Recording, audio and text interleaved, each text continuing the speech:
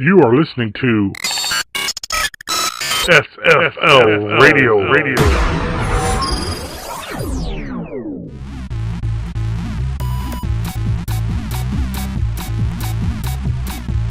Hello, everybody, and welcome to the SFL Playoff Primer.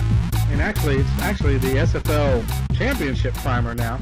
I'm your host, Stephen Mullenax, and alongside me, as always, is the commissioner of our league, Cameron Irvine. Cameron, have you recovered fully from the two playoff games that we had on Sunday? Yeah, I think so.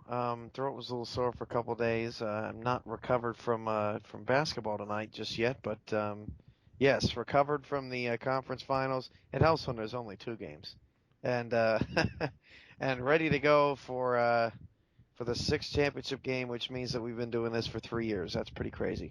Isn't it awesome? And in that time, I haven't been with them, but this is my second season, but. And I've heard you allude to this, and we've talked about this throughout the playoffs, but I want your opinion here, especially thinking about these last two games. Has this been the most competitive playoffs in SFL history? It's been the most competitive playoffs in professional football history. Looking up the NFL statistics, just not only, first of all, it blew away any opening weekend of the playoffs that the NFL's ever had. And I can only imagine with our last two games ending in 3-point games and 1-point games, there's no way to catch up to that. So yeah, I mean the quality of football has been tremendous. And sometimes I'm a little worried because sometimes you can have an incredible playoffs and then the championship game kind of falls a little flat, because the bar is so high for just the craziest stuff to happen that it fails to meet expectations. But with the way these playoffs have been going, I wouldn't be surprised if we're all falling out of our chairs come Saturday. Well, and the hype is not going to fall short for this championship game because the matchup is so intriguing, and two teams that have never faced off against each other. So it's going to be a great matchup to talk about, to watch, and hopefully if it all pans out the way it's been happening in the playoffs, it'll probably be one at the very last second. Right. But which is what happened. The Houston Hyenas and Louisville when they faced off against each other, that last second throw there. And we'll get into it, but man, it sounded like you had a seizure there at the end. You were just beside yourself. Did you go listen to that? I did, and I showed it to my girlfriend, and I said, "Now you're going to be embarrassed for me in just a second." And she she heard it, and she kind of looked at me, and and it was not my prettiest work by any means, but I mean, you couldn't help. 2 4th-down conversions, they're the underdog, and they already won a game in overtime in the playoffs. Mm-hmm. So it's like, is this team really going to do this again? And the fact that they held Houston to 20, or Louisville, I'm sorry, to 20 points, tremendous defensive adjustments.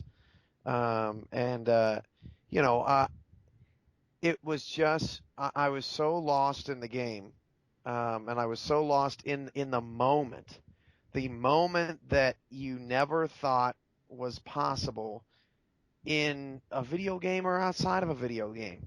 I mean, the guy avoids a sack with no time on all zeros on the clock and throws kind of a sidearm corkscrew throw. It's right on the money to the guy that makes play after play after play for this team just in the last month. And Houston is the perfect example of, man, you're hot at the right time, you're hot at the right time. Because this team there was no expectation. In fact, I think the majority of people picked Tallahassee to beat Houston in an opening round upset when we did the pick 'em on the message boards. I know I did. I mean, there was zero expectation. They gave up 61 to a team that was trying to find something to be happy about at the end of the season, and it just looked like they were a mess. And then, just like that, they get hot, they get some momentum, and they played their butts off Sunday, and I think that's why it was so captivating, because as the play-by-play guy, and as watching the chat and having viewers in there and having the success with viewership as we did, there was so much, there was pride for Houston, but no pun intended, Tallahassee, I'm sorry. But there was pride for Houston, but there was also that knowledge that Houston did this. They made tremendous adjustments to prepare for Louisville. That it was them. It was all them. And Louisville made adjustments too, and I mean good adjustments as well. But to go on the road in the playoffs against a team that has been so unstoppable all year long, and to put together, I mean, basically the perfect game plan. They could not have game planned any better in that game. That was not a game that Houston was going to win by 25. I mean, they were going to have to squeak it out like they did. And I just lost control of my everything. I had to.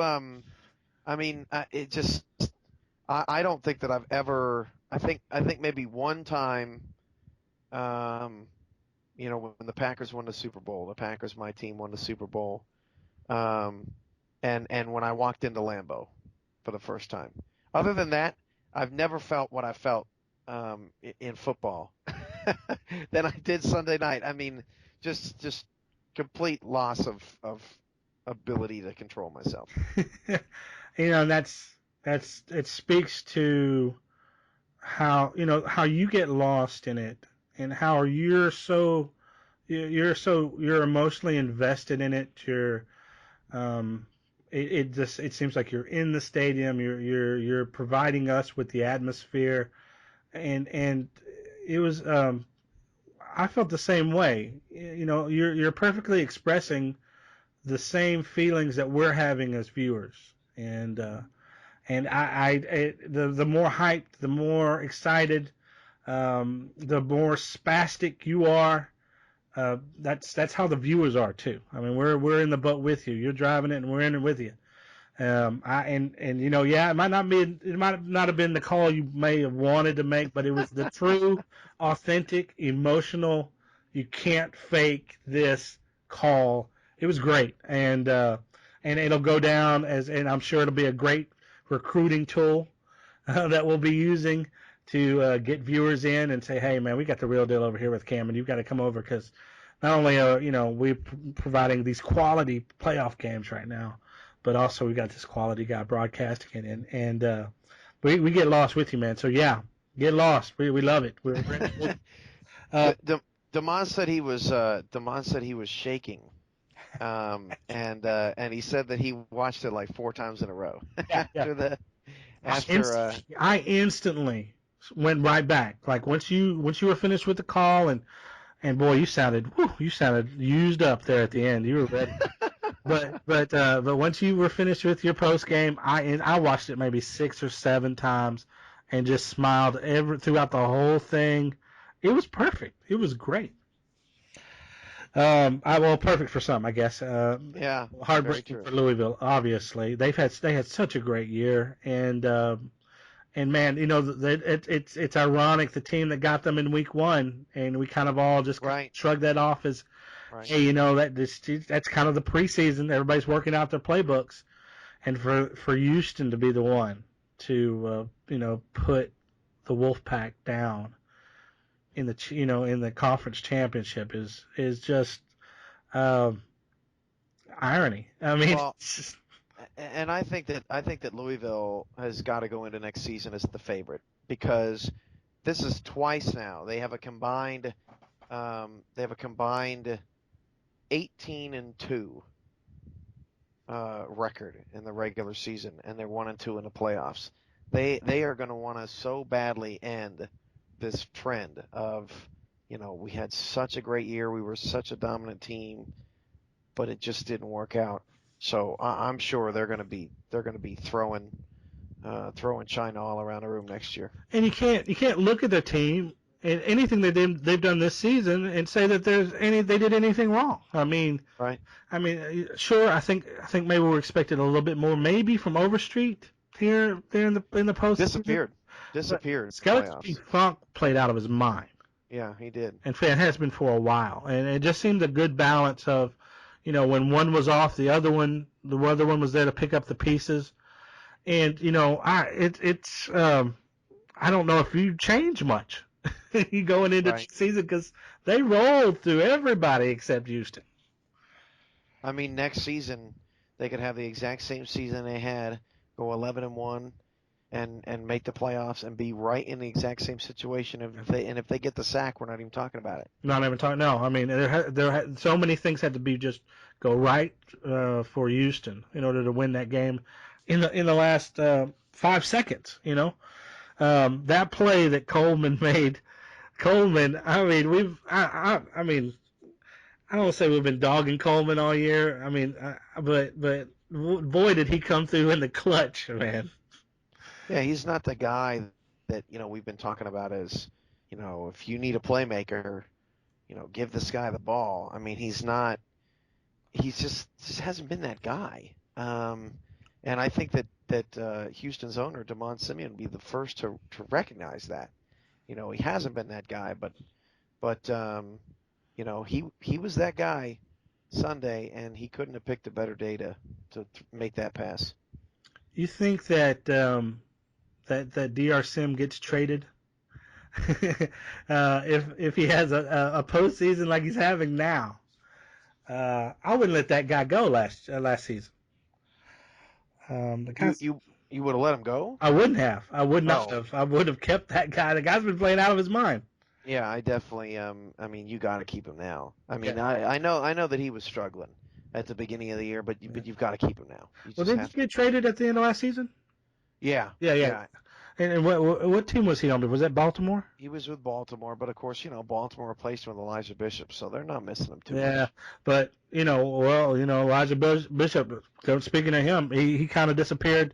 Yeah. In their championship game. Yeah. Maybe they would have preferred to have DR Sim. DR Sim definitely seems like he's built for the playoffs. That's for sure. Yeah, he's definitely coming in, and that'll be a big topic that we need to discuss for the SFL Championship game. But let's go back and talk about the other game. Queen City beats the Baltimore Crabs 20-17. 10 seconds left in the game, and Baltimore kicker Tabucky Starr missed a 51-yard field goal, his second miss of the game. The bigger story is Parkey Chol in that game. He plays, again, I'm going to use the term out of his mind, but it just explains it so well. 2 rushing touchdowns in the first 2 minutes of the game, 129 rushing yards in the first quarter, and then with 5 minutes, 27 seconds left in the first quarter, he gets injured and out for the game. But and then at that point, it almost opened the door wide open for Baltimore, and they tied the game up, but they just never could push through, and that's mainly because of Queen City's defense was huge in that game. Yeah. The whole game was, all of them seemed to be just as unique as the last one, and I don't know that I've ever seen a player of the game with 3 carries. I mean, 2K gave him the Player of the Game award. He had 3 carries for 120 something yards. He scored 2 touchdowns, but to me, how unbelievable. I mean, this team, we haven't talked about this defense all year. No. Like, not a lick. No. And I bet a handful of people could tell you who their 5 stars are on their defense. They couldn't tell you. Mm-hmm. They don't know. No. The job that they did against a Baltimore team who just got finished beating the Maulers, who had the matchup mismatch And I thought it was brilliant, the adjustment that Queen City made to make sure that when Elijah Bishop went on a go route down the field, that they had help over the top. They did it on every play except one play. Bishop got loose, scored a touchdown. That's going to happen. Bishop's going to score touchdowns every game he plays. But besides that play, defense was outstanding. Yeah, and it's kind of surprising. The one kind of defensive player that stands out for me is Aquantis Shine, and I didn't realize he was a Bronze Star. Yeah. And he's playing like a Gold Star player, and I hear. And that's Oh, go ahead, please. that's not the first time that's happened. Remember Bobby Law? He was with New York. He was a Bronze Star. His market value went up. New York said, we think that we can, put a different guy in this spot. Bobby Law goes to Carolina, has a great year, as a Bronze Star. That guy is poised for, potential Hall of Fame career. But the Corsairs seem to get the best out of their players. They see. Why does Parkey Cho have more yards per carry than any other running back? Why are they able to win championships with offense, defense, running, passing in such a variety of different ways? And I was looking back in the last two games, in the last 5 minutes, they won the game because Bo Davis hit a field goal. He hit a clutch kick. They're even good in special teams. They got J.J. Allen returning kicks. I mean, this team is just so well managed. And hats off to Eric Barkley. I mean, this guy is a vet. Been here with us in our organization since 2009, back when he was the Syracuse Six Nations, and just I don't even know if they ever have hit the field back in the old days when we were still trying to figure some things out. But he just gets the best out of his players, and if I was a player in the league, that's who I'd want to play for, because he's going to put you in a good spot. Let's go ahead and dive in, man. We've already been talking about it, so we might as well just officially dive into this championship game. For you guys that don't know, it's the championship game is this Saturday at 5 p.m. Central, right? And that's right. And I'll be there live with Cam, and we'll have Greg. I always want to call him Greg Corky because that's what it is. That's Greg Morris and DR Sim himself. Right. How's that going to work? Having a guy, an owner that's going to have a team. I can just through the chat. I can just sense that the guy is just like, he's definitely emotionally involved. He's like every play. Oh man, I can't imagine what it's going to be like live. Well, he's going to have to. We're probably going to tell him that he needs to have his mic muted, unless he has something constructive to say, because we don't want too much screaming and shouting, during the game. But we've never had this before, and he'll be able to provide, some good insight to what, what he saw coming into the week, what his team has been like, throughout the year, but. Most importantly, he'll be able to provide plenty of analysis on the Corsairs, because I'm sure he's studied them, like cover to cover, like a book. So if anyone is qualified or knowledgeable of the championship game, it's definitely going to be him, because he's been all over this all week as he's tried to game plan to get a title. This game feels like. I wasn't around, but just the sense of it, it feels like the old Super Bowl, AFL, NFL. Just two separate conferences, in that case, two separate leagues, but teams that don't see each other all year, and you're bringing them together, and you just don't quite know what you're gonna get. That's exciting. And they're two very different people. They're, one lives in Houston and one lives in New York. You can't get much different than, Texas and New York. Yeah. You got and what's funny about both teams is, at least I feel this way. They've got players that are tremendous, that play above and beyond expectations.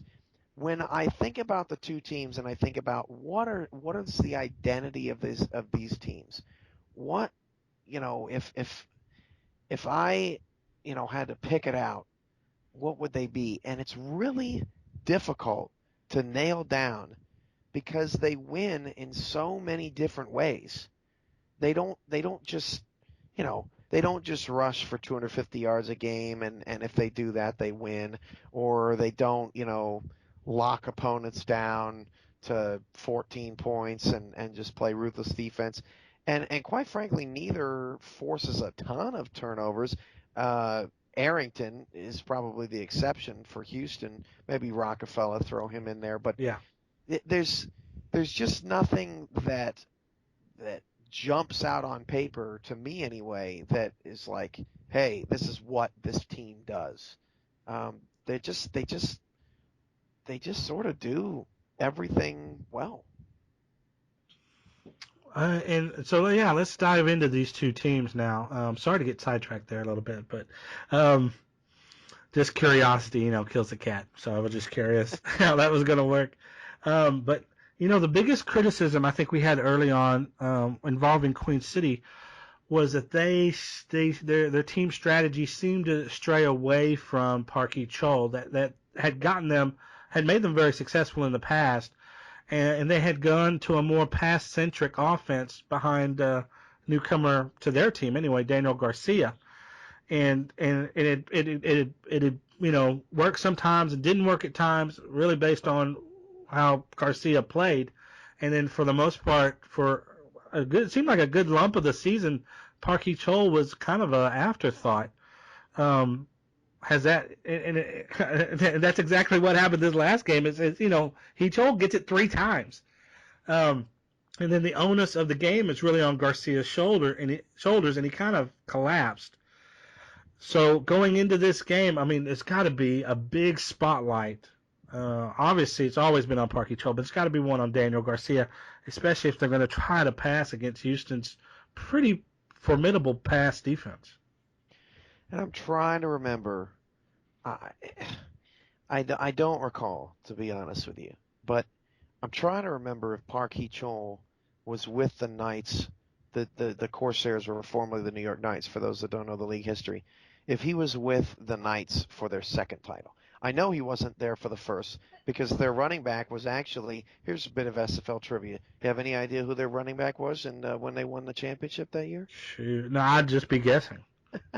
No. Lorenzo Allen, Orlando's wide receiver.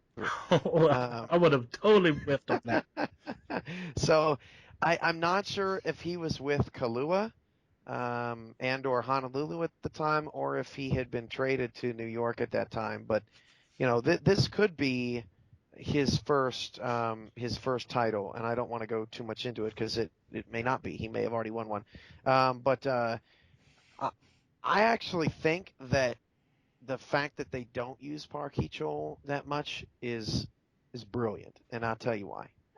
I know it sounds crazy because he's averaging like 9 yards a carry, and how do you not give that guy more carries? Mm-hmm. But because they don't use him a lot, it's hard to game plan to stop Park Chol because he's not a focal point in the offense. So what happens is you don't game plan for him, and then every time he touches the ball, you're not ready. And that's what happened to Baltimore last week. I mean, the guy gets 2 carries and he runs for 2 touchdowns because it's like, oh wow, he got the ball. And boy, they put it in his hands like 5 or 6 times in that opening quarter. Just boom, boom, boom, boom, boom. And I think it stunned Baltimore. The fact that they didn't, that they weren't throwing. That they weren't throwing all that much. They were giving it to Chol and all that stuff. It's a chess match. But if I'm Queen City, I'm banking on, look, if you are gonna put in defensive adjustments to stop Park Chol, that means that the offense that I run 75, 80% of the time is going to be, effective or more effective. And if you don't decide to stop Parkey Chol, I know that he can get me 9 yards of carry when he touches the ball, and he has the ability to break it out on every play. I think it's the perfect situation for Queen City to be in, because if you start giving the guy 16, 17, 18 touches, which maybe in this situation, maybe Houston doesn't see coming. It's the last game of the year. Queen City has to make a call, and Houston has to make a call. Houston has no idea what the Corsairs are going to do. So the Corsairs could bluff, and Houston could think, yeah, they're gonna run it some more, and he could be wrong, and that could be a detriment, and the opposite. So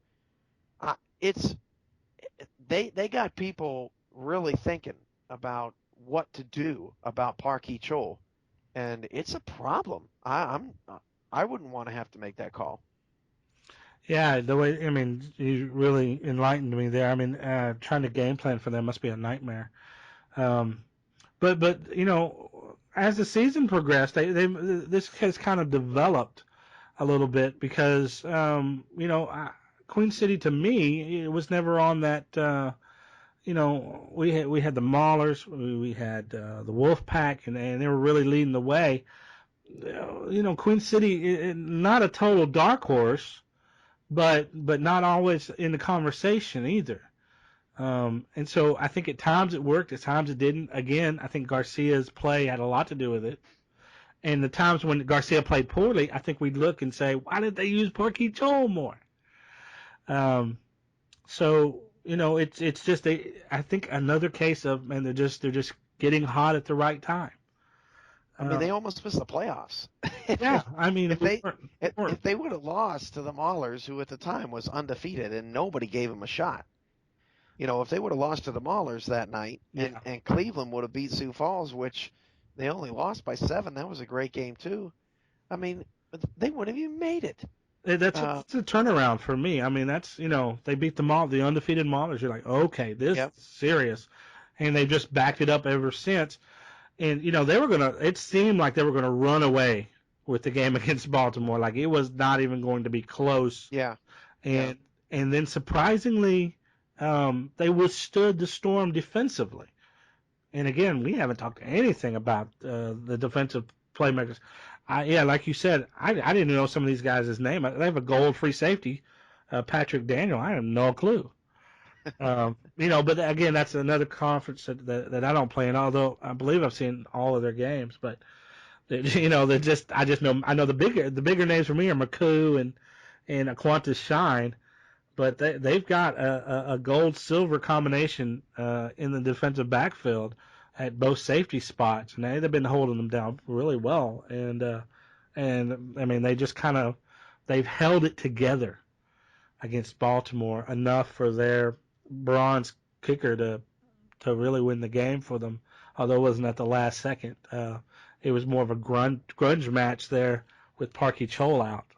It was more like waiting to see if Baltimore could take advantage of Queen City's disadvantage, and they just never could quite get over that hump, and that has a lot to do with Queen City's defense. So we're going to see that Queen City Corsairs defense up against Houston. And Houston's offense, I think they've made big plays when they've needed to, but inconsistency has been more of their story throughout the season.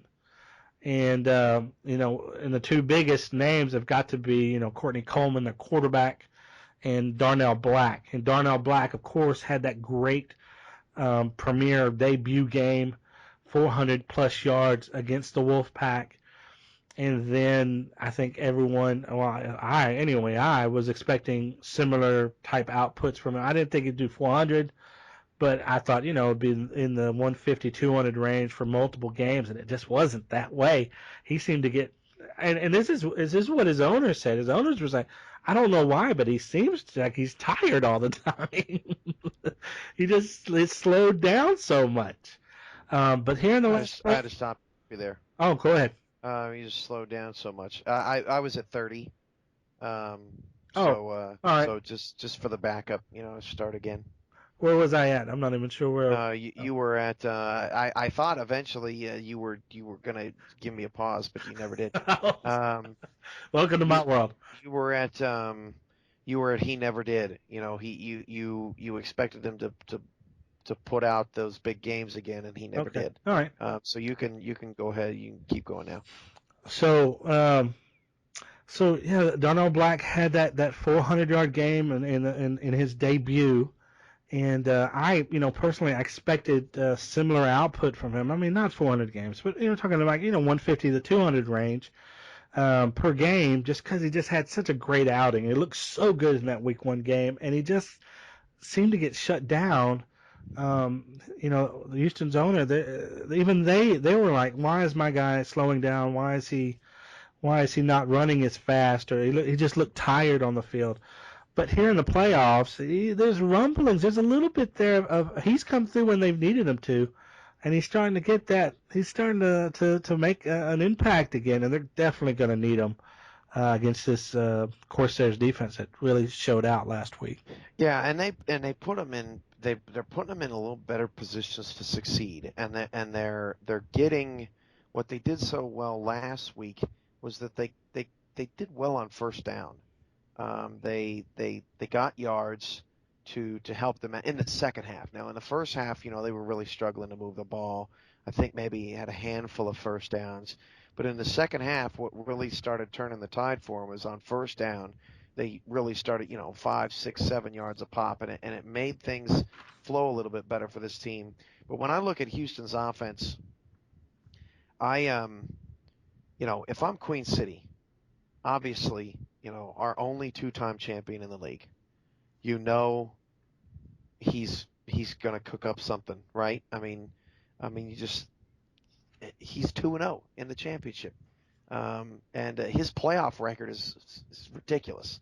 I think it's like 7-1 or something. Jeez. I mean, he's just so good to play.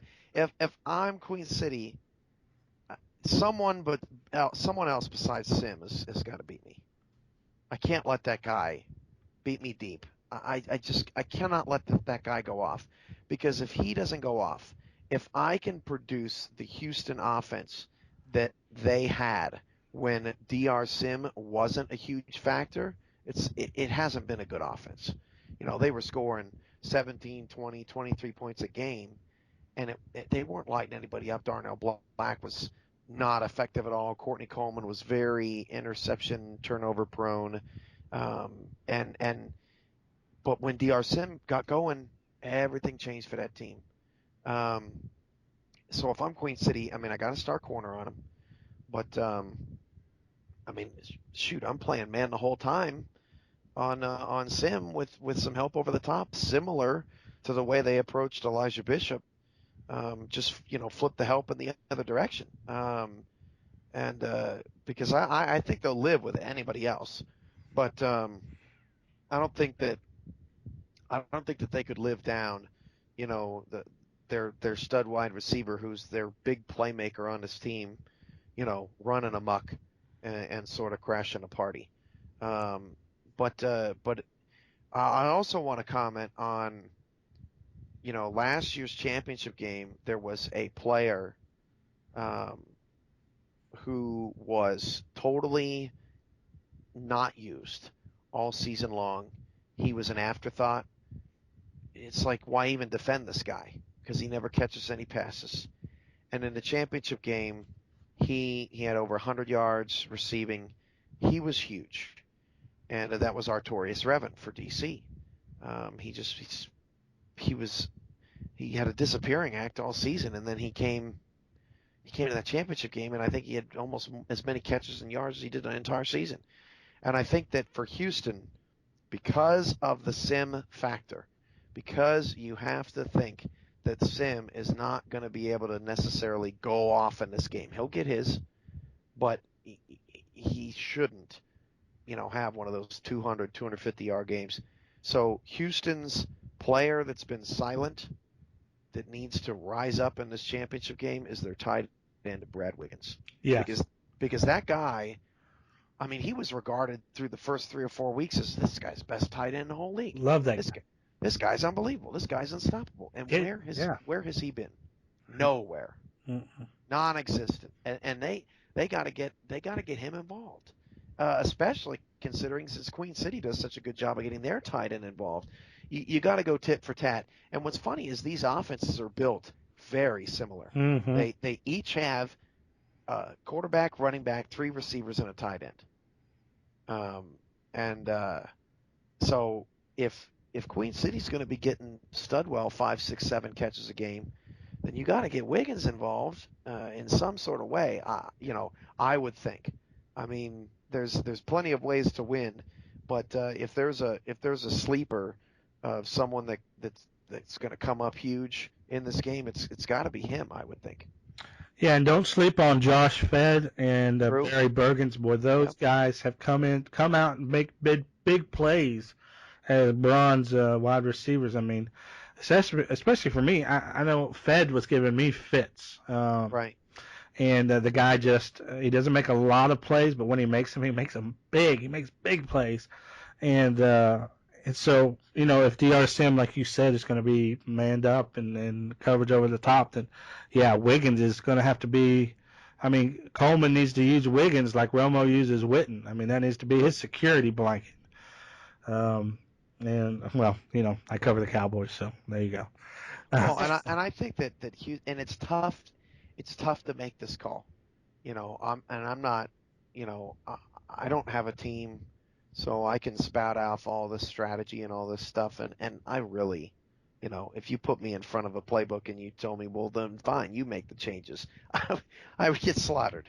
So it's not like it's the end all be all. It's just my personal opinion, and it's fun. It's fun to give it every now and again. But I think that Sim has to become more of a possession guy. I think that he's got to be that first down guy that gets 8 yards so that Darnell Black can have success. Well, that versatility, that's what I like about him. He has that versatility. Let's not forget that he scored that touchdown. It was only 6 yards. Right. It was an in route, and he got open right down the middle. But, yeah, some of the bigger plays that Sim's been making this year, the game changers, have been long. So, yeah, I don't know. To me, clearly Queen City understands that they don't have a second star corner, and they have figured out a way to make that not as big of a deal as it is. So clearly they've got that figured out. So to me, I think the biggest matchup is how Houston uses Sim, how effective Sim is, and how effective Houston is at getting solid chunks on first down. Because their we haven't even talked about Houston's defense yet. They are outstanding. And if you can give them some rest on the sideline, man, I mean, Parkey Chol versus Alonzo Hamilton and DJ Majesty, what a matchup. Yeah. It's just tremendous. Yeah, and I had 4 matchups that I wanted to get your opinion of. And we talked about one, DR Sim versus the Queen City's pass defense, and specifically cornerback Kenneth Lyons, who's a bronze. It's a silver going up against a bronze. It's their only star cornerback. But again, they're packed at safety with a gold and silver, so it's going to be hard to get, I think, depending on how how Queen City plays it, it's going to be hard to get the long ball on them, and it's going to be tough down the middle. But those short passes, anything that cornerback's responsible for, Houston's going to have a little bit of an edge, actually a lot of an edge. But that was one matchup. The second matchup I wanted to get your thoughts about was Parkey Chol versus Darnell Black. Parkey Chol, explosive, game changer, proven veteran, has proven that he is maybe the best running back in the league, arguably.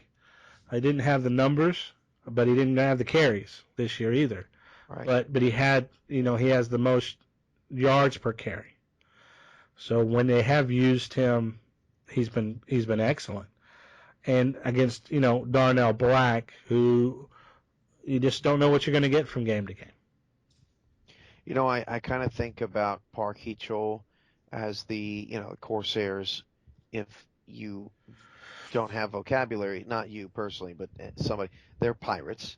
If you haven't caught on to that already, but I kind of think of Heechul as the sword to that attack. He is so I mean, somebody swings that sword right through your gut and you're done. Yeah. And that's sort of Park Heechul for Queen City. I don't think that Darnell Black can be in this game or should be responsible for being sort of that sword like Heechul is. I think that Houston needs to put Black in situations where he can be a factor and a threat. I don't think that Darnell Black is a 1st and 10, let me get you 13. He's a 2nd and 3, let's move the chains. Let's keep going. And so I think that in tune, as a consequence of that, I think that this is a big game for Courtney Coleman, and the question is whether he's ready for the spotlight, because we know Daniel Garcia is ready for the spotlight. He was here last year. How about that? Yeah. What a story there. I mean, guy trying to redeem, that loss that wasn't even, it was out of his hands. He was on the sideline. He did his job. Santa Fe won. They had the game won. They put up 30 in a championship game and exceeded expectations offensively.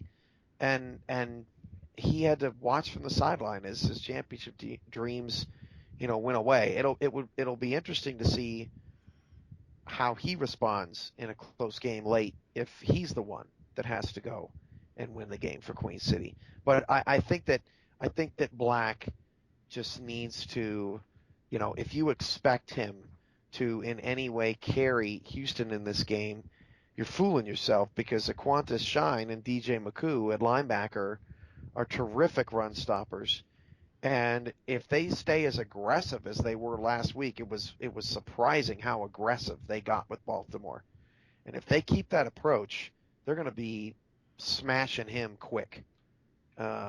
So, even if he's only getting 3 or 4 yards, because he's moving the chains, he is an integral part of Houston's success. And I think that that's where his role is going to be most successful. Again, could be totally wrong, absolutely wrong, and owners could be thinking that is not how I would approach it at all. But that's just one man's thought on how to approach that situation. And that was that's not my key matchup, but that's my next matchup was Daniel Garcia versus Courtney Coleman. How unusual it is for Daniel Garcia to, and please correct me if I'm wrong, but after taking his team to the championship game last year, gets put out in free agency. Yeah. And picked by a team that he leads back to the championship. Yeah, and Santa Fe had a real bad year, This year, yeah. But I don't necessarily think that was the quarterback play. I mean, Matt Wilson did good things there. Yeah. I think Santa Fe just wanted to go in a different direction. I think they wanted a quarterback that took less chances.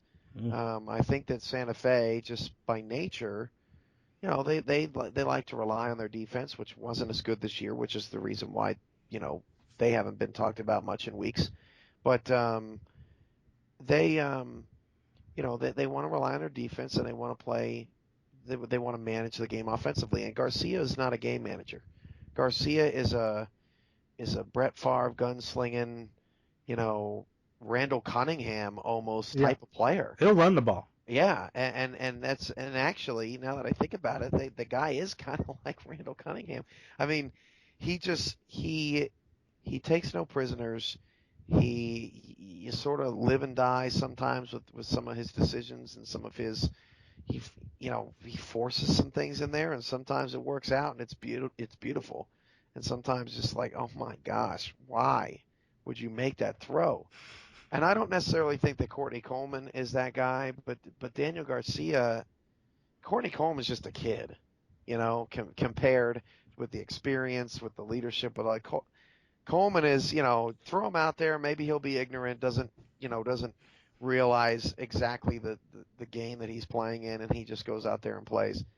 But for Daniel Garcia, that guy's got to have a big chip on his shoulder, huge chip on his shoulder. And what better way to sort of throw it in everybody's face? Hey, thanks for getting rid of me, because I just won a championship. That's a great storyline.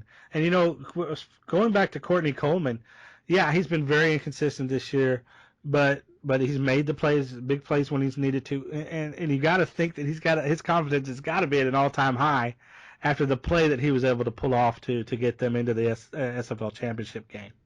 Yeah, the guy is solid, and I think that once him and Sim got on the same page, I think that things started to open up and look a little easier for him out there, and he's gaining some valuable experience. Playing in shootouts, and he's played in all different types of games. Houston's, if you look back at Houston's, week 1 to week whatever this is now, 15 or whatever, they played some of the most unique, odd final scores of the whole season. They can win and lose in so many different ways, and I think that Coleman is a big wild card here. He could go out there and he could just have a great game and sort of ride the leadership of DR Sim, who basically is their only veteran on that offense. Sim is so important to this team because this team is young. They got nobody. They're all rookies. And sometimes expansion teams, they to be fair, Dwayne Blackwell defensively was also part of that deal with Baltimore, so he knows his way around. But none of their players have been in the championship game. Zero. Their owner's never been in the championship game. Queen City's got players. Not only do they have owners that have been in the championship game, they got players that have been in the championship game. Jake Legacy's been on that team for 6 seasons. He's got 2 titles. DJ McCoo has been on that team all these years. They've got guys that have just been there, done that. And Houston is, and that's why somebody asked earlier this week, what is Vegas saying about the game? Queen City's got to be favored in the game, just ever so slightly, because how can you put a spread on it? They've never played, they've never even sniffed one another. It's the veterans against the rookies, and will the rookies crash the party, or is it another one? No one else has even won 2. Are they going to seriously get 3 in 6 years without a controller in their hand? That is insane if they are able to pull that off. Dynasty. Yeah, for sure. Wow. Well, that's just, I'm just still soaking it all in, man. It's a great little run there. Yeah, I think Houston thrives as the underdog. Right. I think they've been in a position throughout the playoffs and somewhat in the season where, I know that they had a great run in our specific division, but that I don't know if people really considered them for that they would end up in the championship. And mainly because the Wolfpack had such a great season in our conference, and then the focus was really, Minneapolis for a lot of the season, and rightfully so, because they played so well. So in the playoffs, personally, I've kind of discounted Houston, and they've defied those expectations. And so that's why this is just so unpredictable for me. I can't even pick a winner because every time that I pick against Houston, they just prove me wrong. And I think that could be the case here. I think it could be that tight. So, like you said, they haven't sniffed each other, so we have no precedent to go by and to look how these teams will match up. So it's going to be a really good championship game to watch, and there's a lot of intriguing storylines. And the last matchup that I want to talk to you about that I think is the key matchup for me is Parkee Chol versus DJ Majesty, because for me, DJ Majesty has been extraordinary in stopping opposing runners. He's been all over the place as an outside linebacker, and I really feel like if he has a great game against Parkey Chol, that could turn this whole game on its head. So for me, that's the matchup I'm going to be watching. I wanted to get your thoughts about it.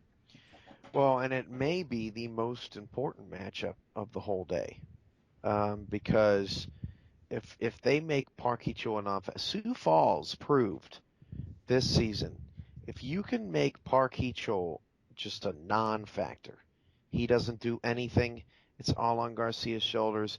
He's got to throw 400-something yards to win the game. I mean, it hasn't boded well for Queen City. At this point in the season, you need that balance. You need that diversity. You need to be so difficult to stop, and you can pick up a first down in 5 or 6 ways, or you can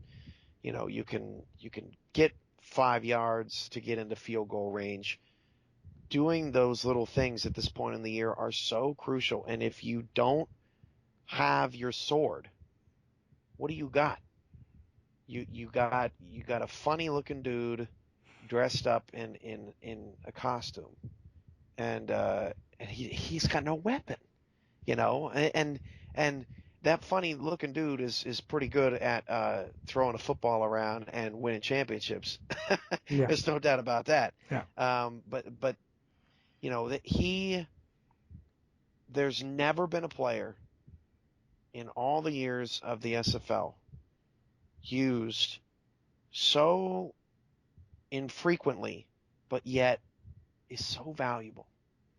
And if DJ Majesty can lock him up and throw away the key, and Alonzo Hamilton can lock him up and throw away the key, then this game is different. And quite honestly, this could be the linebackers' championship game to win. Yeah. Because you can say the same thing about Darnell Black against McCoo and Shine. The 2 linebackers that these teams have are so good. Arguably, I don't know how you feel about this, Stephen. I think they're the 2 best linebacking cores in the league.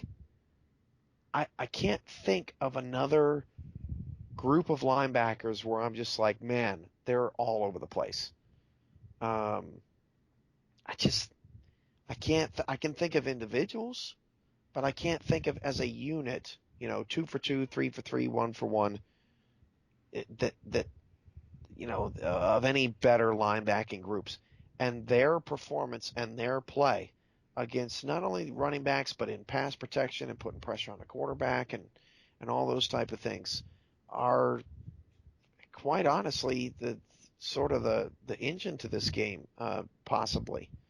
But anytime you go into a championship game, you think you know the storyline, and then someone always comes up out of the blue. Something always happens. Some punter sticks 5 balls inside the 5-yard line, and you're just like, wow, this is crazy. Never saw this coming. Or like a Kenneth Lyons, he gets a pick 6 or something that just is completely unexpected. Mm-hmm.